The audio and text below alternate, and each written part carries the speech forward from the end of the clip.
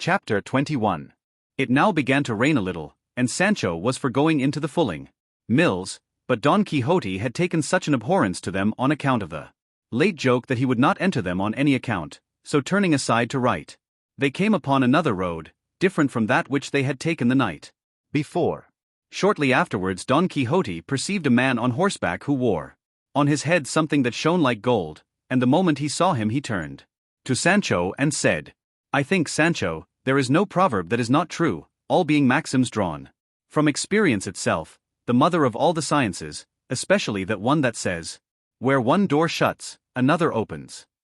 I say so because if last night fortune shut the door of the adventure we were looking for against us, cheating us with the fulling mills, it now opens wide another one for another better and more certain adventure. And if I do not contrive to enter it, it will be my own fault, and I cannot lay it to my ignorance of fulling mills, or the darkness of the night. I say this cause, if I mistake not, there comes towards us one who wears on his head the helmet of Mambrino, concerning which I took the oath thou rememberest." "Mind what you say, your worship, and still more what you do," said Sancho, "for I don't want any more fulling mills to finish off fulling and knocking our senses out." "The devil take thee, man," said Don Quixote, "what has a helmet to do with fulling mills?" "I don't know," replied Sancho, "but faith, if I might speak as I used, perhaps I could give such reasons that your worship would see you were mistaken in what you say." "How can I be mistaken in what I say, unbelieving traitor?" returned Don Quixote. "Tell me, sayest thou not yonder knight coming towards us on a dappled grey steed, who has upon his head a helmet of gold?" "What I see and make out," answered Sancho, "is only a man on a grey ass, like my own, who has something that shines on his head." "Well, that is the helmet of Mambrino," said Don Quixote. "Stand to one side, and leave me alone with him. Thou shalt see how, without saying a word to save time, I shall bring this adventure to an issue and possess myself of the helmet I have so longed for." "I will take care to stand aside," said Sancho, "but God grant, I say once more, that it may be marjoram and not fulling mills.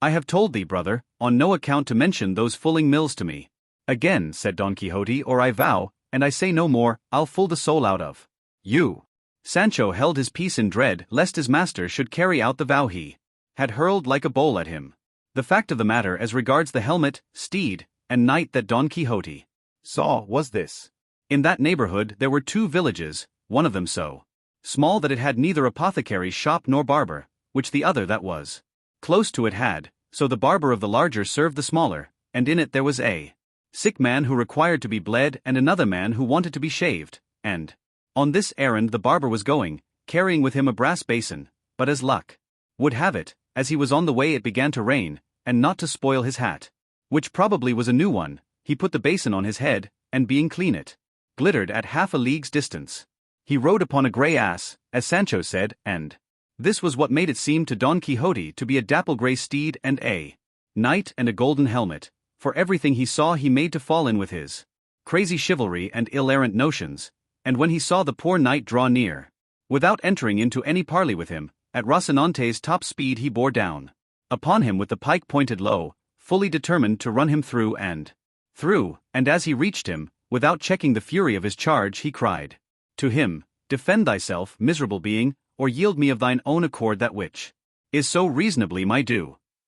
The barber, who without any expectation or apprehension of it saw this apparition coming down upon him, had no other way of saving himself from the stroke of the lance but to let himself fall off his ass, and no sooner had he touched the ground than he sprang up more nimbly than a deer and sped away across the plain, faster than the wind. He left the basin on the ground, with which Don Quixote contented himself, saying that the pagan had shown his discretion and imitated the beaver, which, finding itself pressed by the hunter's bites and cuts off with its teeth that for which, by its natural instinct, it knows it is pursued. He told Sancho to pick up the helmet, and he taking it in his hands said, "By God the basin is a good one, and worth a reel of 8 if it is worth a maravedis,"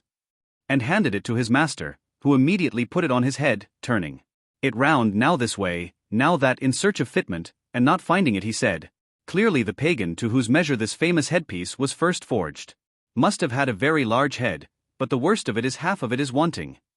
When Sancho heard him call the basin a headpiece he was unable to restrain his laughter, but remembering his master's wrath he checked himself in the midst. of it. What art thou laughing at, Sancho? Said Don Quixote. I am laughing, said he, to think of the great head the pagan must have had, who owned this helmet, for it looks exactly like a regular barber's basin. Dost thou know what I suspect, Sancho?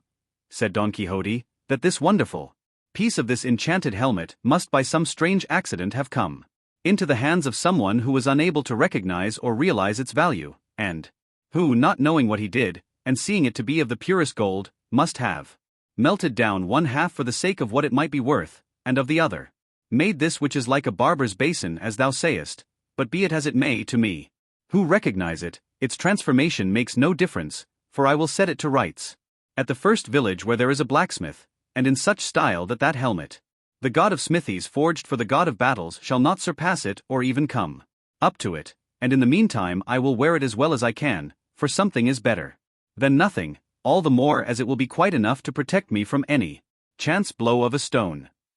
That is, said Sancho, if it is not shot with a sling as they were in the battle of the two armies, when they signed the cross on your worship's grinders and smashed the flask with that blessed draught that made me vomit my bowels up. It does not grieve me much to have lost it, said Don Quixote, for thou knowest, Sancho, that I have the receipt in my memory. So have I, answered Sancho, but if ever I make it, or try it again as long as I live, may this be my last hour. Moreover, I have no intention of putting myself in the way of wanting it, for I mean with all my 5 senses, to keep myself from being wounded or from wounding anyone. As to being blanketed again, I say nothing, for it is hard to prevent mishaps of that sort, and if they come there is nothing for it but to squeeze our shoulders together, hold our breath, shut our eyes, and let ourselves go where luck and the blanket may send us.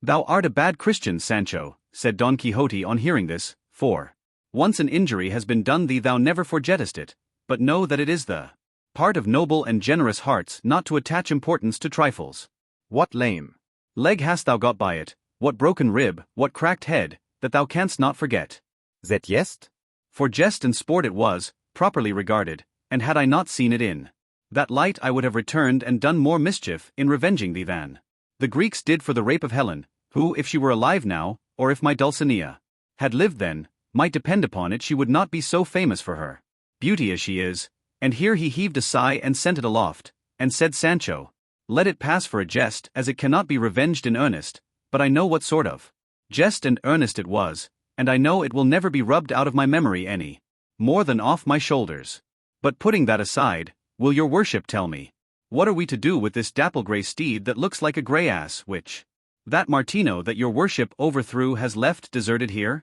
For from the way he took to his heels and bolted, he is not likely ever to come back for it, and, by my beard, but the grey is a good one. I have never been in the habit, said Don Quixote, of taking spoil of those whom I vanquish, nor is it the practice of chivalry to take away their horses and leave them to go on foot, unless indeed it be that the victor have lost his own in the combat, in which case it is lawful to take that of the vanquished as a thing won in lawful war. Therefore, Sancho, leave this horse or ass or whatever thou wilt have it to be, for when its owner sees us gone hence he will come back for it. God knows I should like to take it, returned Sancho, or at least to change it for my own, which does not seem to me as good a one. Verily the laws of chivalry are strict, since they cannot be stretched to let one ass be changed for another. I should like to know if I might at least change trappings. On that head I am not quite certain, answered Don Quixote, and the matter being doubtful, pending better information, I say thou mayest change them, if so be thou hast urgent need of them. So urgent is it, answered Sancho, that if they were for my own person I could not want them more, and forthwith, fortified by this license, he effected the mutatio caparum, rigging out his beast to the 99s and making quite another thing of it. This done, they broke their fast on the remains of the spoils of war plundered from the sumpter mule, and drank of the brook that flowed from the fulling mills, without casting a look in that direction. In such loathing did they hold them for the alarm they had caused them, and all anger and gloom removed, they mounted and, without taking any fixed road, not to fix upon any being the proper thing for true knights errant, they set out, guided by Rocinante's will, which carried along with it that of his master, not to say that of the ass, which always followed him wherever he led, lovingly and sociably. Nevertheless they returned to the high road, and pursued it at a venture without any other aim. As they went along then, in this way Sancho said to his master, Señor, Would your worship give me leave to speak a little to you? For since you laid that hard injunction of silence on me, several things have gone to rot in my stomach, and I have now just one on the tip of my tongue that I don't want to be spoiled. Say on, Sancho, said Don Quixote, and be brief in thy discourse, for there is no pleasure in one that is long. Well then, señor, returned Sancho, I say that for some days past I have been considering how little is got or gained by going in search of these adventures that your worship seeks in these wilds and crossroads, where, even if the most perilous are victoriously achieved, there is no one to see or know of them, and so they must be left untold forever, to the loss of your worship's object and the credit they deserve. Therefore it seems to me it would be better, saving your worship's better judgment, if we were to go and serve some emperor or other great prince who may have some war on hand, in whose service your worship may prove the worth of your person, your great might, and greater understanding, on perceiving which the Lord in whose service we maybe will perforce have to reward us, each according to his merits, and there you will not be at a loss for some one to set down your achievements in writing, so as to preserve their memory for ever. Of my own I say nothing, as they will not go beyond squirely limits, though I make bold to say that, if it be the practice in chivalry to write the achievements of squires, I think mine must not be left out. Thou speakest not amiss, Sancho, answered Don Quixote, but before that point is reached it is requisite to roam the world, as it were on probation, seeking adventures, in order that by achieving some name and fame may be acquired, such that when he betakes himself to the court of some great monarch the knight may be already known by his deeds, and that the boys, the instant they see him enter the gate of the city, may all follow him and surround him, crying, This is the Knight of the Sun or the Serpent, or any other title under which he may have achieved great deeds. This, they will say, is he who vanquished in single combat the gigantic Bruno of mighty strength, he who delivered the great Mameluke of Persia out of the long enchantment under which he had been for almost 900 years. So from one to another they will go proclaiming his achievements, and presently at the tumult of the boys and the others the king of that kingdom will appear at the windows of his royal palace, and as soon as he beholds the knight, recognizing him by his arms and the device on his shield, he will as a matter of course say, What ho! Forth all ye the knights of my court, to receive the flower of chivalry who cometh hither.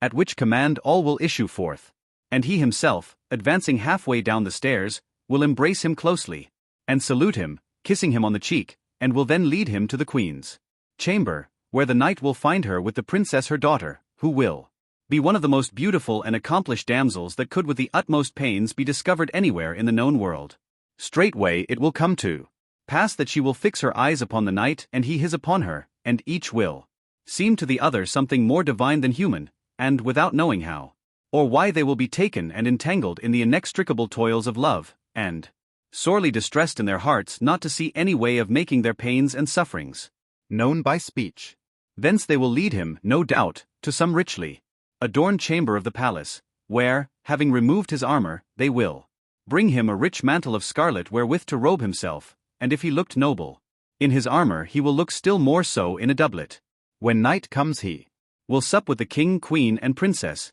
and all the time he will never take his eyes off her, stealing stealthy glances, unnoticed by those present, and she will do the same, and with equal cautiousness, being, as I have said, a damsel of great discretion. The tables being removed, suddenly through the door of the hall there will enter a hideous and diminutive dwarf followed by a fair dame, between two giants, who comes with a certain adventure, the work of an ancient sage, and he who shall achieve it shall be deemed the best knight in the world. The king will then command all those present to essay it, and none will bring it to an end and conclusion save the stranger knight, to the great enhancement of his fame, whereat the princess will be overjoyed and will esteem herself happy and fortunate in having fixed and placed her thoughts so high. And the best of it is that this king or prince or whatever he is engaged in a very bitter war with another as powerful as himself, and the stranger knight, after having been some days at his court, requests leave from him to go and serve him in the said war. The king will grant it very readily,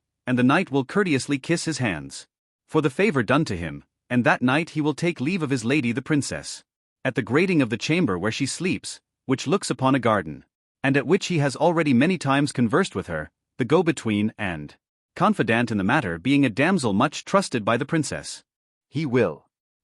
She will swoon, the damsel will fetch water, much distressed because morning approaches, and for the honor of her lady he would not that they were discovered. At last the princess will come to herself and will present her white hands through the grating to the knight, who will kiss them 1,000 times, bathing them with his tears. It will be arranged between them how they are to inform each other of their good or evil fortunes, and the princess will entreat him to make his absence as short as possible, which he will promise to do with many oaths. Once more he kisses her hands, and takes his leave in such grief that he is well nigh ready to die. He betakes him thence to his chamber, flings himself on his bed, cannot sleep for sorrow at parting, rises early in the morning, goes to take leave of the king, queen, and princess, and as he takes his leave of the pair, it is told him that the princess is indisposed and cannot receive a visit. The knight thinks it is from grief at his departure, his heart is pierced, and he is hardly able to keep from showing his pain. The confidant is present, observes all, goes to tell her mistress, who listens with tears and says that one of her greatest distresses is not knowing who this knight is, and whether he is of kingly lineage or not. The damsel assures her that so much courtesy, gentleness, and gallantry of bearing as her knight possesses could not exist in any save one who was royal and illustrious. Her anxiety is thus relieved, and she strives to be of good cheer lest she should excite suspicion in her parents, and at the end of 2 days she appears in public. Meanwhile the knight has taken his departure, he fights in the war, conquers the king's enemy, wins many cities, triumphs in many battles, returns to the court, sees his lady where he was wont to see her, and it is agreed that he shall demand her in marriage of her parents as the reward of his services. The king is unwilling to give her, as he knows not who he is, but nevertheless, whether carried off or in whatever other way it may be, the princess comes to be his bride, and her father comes to regard it as very good fortune, for it so happens that this knight is proved to be the son of a valiant king of some kingdom, I know not what, for I fancy it is not likely to be on the map. The father dies, the princess inherits, and in 2 words the knight becomes king. And here comes in at once the bestowal of rewards upon his squire and all who have aided him in rising to so exalted a rank. He marries his squire to a damsel of the princess's, who will be, no doubt, the one who was confidant in their amour, and is daughter of a very great duke. That's what I want, and no mistake about it, said Sancho. That's what I'm waiting for all this, word for word, is in store for your worship under the title of the Knight of the Rueful Countenance. Thou needst not doubt it, Sancho, replied Don Quixote, for in the same manner, and by the same steps as I have described here, knights errant rise and have risen to be kings and emperors. All we want now is to find out what king, Christian or pagan, is at war and has a beautiful daughter, but there will be time enough to think of that, for, as I have told thee, fame must be won in other quarters before repairing to the court. There is another thing, too, that is wanting, for supposing we find a king who is at war and has a beautiful daughter, and that I have won incredible fame throughout the universe, I know not how it can be made out that I am of royal lineage, or even second cousin to an emperor, for the king will not be willing to give me his daughter in marriage unless he is first thoroughly satisfied on this point, however much my famous deeds may deserve it, so that by this deficiency I fear I shall lose what my arm has fairly earned. True it is. I am a gentleman of known house, of estate and property, and entitled to the 500 sueldos mulct, and it may be that the sage who shall write my history will so clear up my ancestry and pedigree that I may find myself 5th or 6th in descent from a king, for I would have thee know, Sancho, that there are 2 kinds of lineages in the world, some there be tracing and deriving their descent from kings and princes, whom time has reduced little by little until they end in a point, like a pyramid upside down, and others who spring from the common herd and go on rising step by step until they come to be great lords, so that the difference is that the one were what they no longer are, and the others are what they formerly were not. And I may be of such that after investigation my origin may prove great and famous, with which the king, my father-in-law that is to be, ought to be satisfied. And should he not be, the princess will so love me that even though she well knew me to be the son of a water-carrier, she will take me for her lord and husband in spite of her father. If not, then it comes to seizing her and carrying her off where I please, for time or death will put an end to the wrath of her parents. It comes to this too, said Sancho, what some naughty people say, never ask as a favor what thou canst take by force, though it would fit better to say, a clear escape is better than good men's prayers. I say so because if my lord the king, your worship's father-in-law, will not condescend to give you my lady the princess, There is nothing for it but, as your worship says, to seize her and transport her. But the mischief is that until peace is made and you come into the peaceful enjoyment of your kingdom, the poor squire is famishing as far as rewards go. Unless it be that the confidant damsel that is to be his wife comes with the princess, and that with her he tides over his bad luck until heaven otherwise orders things. For his master, I suppose, may as well give her to him at once for a lawful Wife. Nobody can object to that, said Don Quixote. Then since that may be, said Sancho, there is nothing for it but to commend ourselves to God, and let fortune take what course it will. God guide it according to my wishes and thy wants, said Don Quixote. And mean be he who thinks himself mean. In God's name let him be so, said Sancho. I am an old Christian, and to fit me for account that's enough. And more than enough for thee, said Don Quixote, and even wert thou not, it would make no difference, because I being the king can easily give thee nobility, without purchase or service rendered by thee, for when I make the account, then thou art at once a gentleman, and they may say what they will, but by my faith they will have to call thee your lordship, whether they like it or not. Not a doubt of it, and I'll know how to support the tittle, said Sancho. Title thou shouldst say, not tittle, said his master. So be it, answered Sancho. I say I will know how to behave, for once in my life I was beadle of a brotherhood, and the beadle's gown sat so well on me, that all said I looked as if I was to be steward of the same brotherhood. What will it be then, when I put a duke's robe on my back, or dress myself in gold and pearls like a count? I believe they'll come 100 leagues to see me. Thou wilt look well, said Don Quixote, but thou must shave thy beard often, for thou hast it so thick and rough and unkempt, that if thou dost not shave it every second day at least, they will see what thou art at the distance of a musket shot. What more will it be, said Sancho, than having a barber, and keeping him at wages in the house? And even if it be necessary, I will make him go behind me, like a nobleman's equerry. Why, how dost thou know that noblemen have equerries behind them? Asked Don Quixote. I will tell you, answered Sancho. Years ago I was for a month at the capital, and there I saw taking the air a very small gentleman who they said was a very great man, and a man following him on horseback in every turn he took, just as if he was his tail. I asked why this man did not join the other man, instead of always going behind him. They answered me that he was his equerry, and that it was the custom with nobles to have such persons behind them, and ever since then I know it, for I have never forgotten it. Thou art right, said Don Quixote, and in the same way thou mayest carry thy barber with thee, for customs did not come into use altogether, nor were they all invented at once, and thou mayest be the first count to have a barber to follow him, and indeed, shaving one's beard is a greater trust than saddling one's horse. Let the barber business be my lookout, said Sancho, and your worship's, be it to strive to become a king, and make me a count. So it shall be, answered Don Quixote, and raising his eyes he saw what will be told in the following chapter.